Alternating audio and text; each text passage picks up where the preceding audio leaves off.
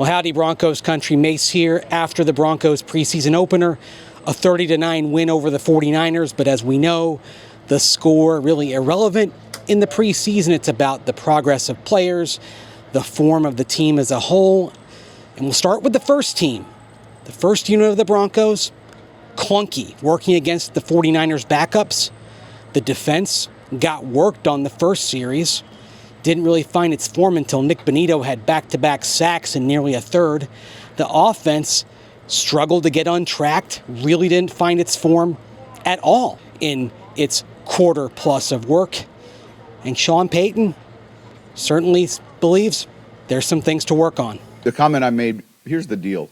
In this league, throughout the season, you're going to go against a lot of faceless opponents. You're going to have injuries. You're going to...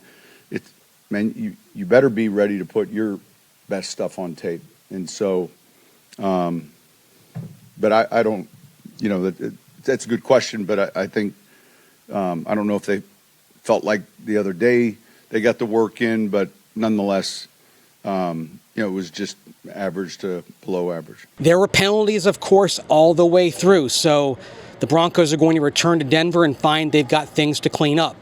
But there are things that they can point to and be excited about.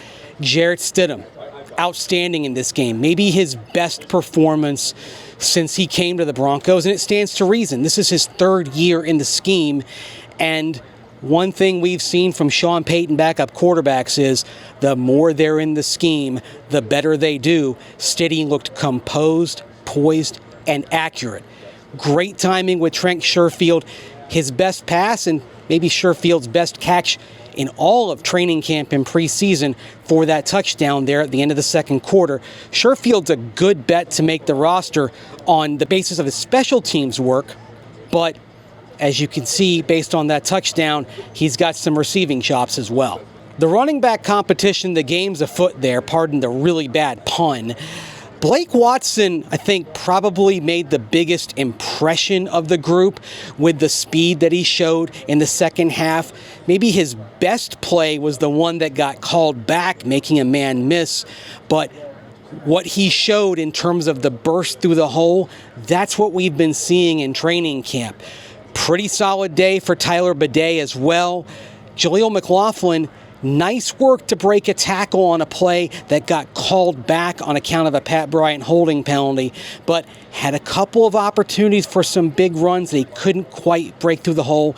And then Audric Estime, a solid game. So those four running backs working behind R.J. Harvey and J.K. Dobbins, they all had something to hang their hat on in this game, although if you were saying who had the best night of the four, I'd probably say Blake Watson has the edge there, but they can all point to this game and say they had things that they liked.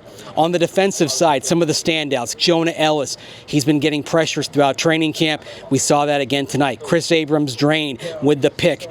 Big night for him. Stacking some days in training camp, he kept that going out here as well. Q Robinson, huge play there at the end of the first half.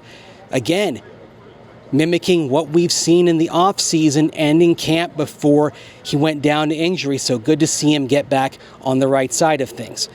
On the downside, Jeremy Crawshaw, we've talked about him launching missiles in training camp, but the consistency hasn't been there. Unfortunately for him, Saturday night, the consistency was there on the wrong side. None of his three punts were ones that he's going to really want to put in the museum. So maybe it was nerves, maybe it was something else, but he's going to want to do better next week. So a mixed bag decidedly for the Broncos in the preseason opener, but it's a preseason opener. Two more of these, and plenty of time to work on things before the actual regular season opener against Tennessee next week. So plenty more to come at denversports.com and, of course, on all the digital and social channels. And I'll be talking about it with Cecil Lammy on Orange and Blue today, Monday at 5 p.m. and weekdays, of course, at 5 p.m. Mountain Time. So until next time, take care. Thanks for watching.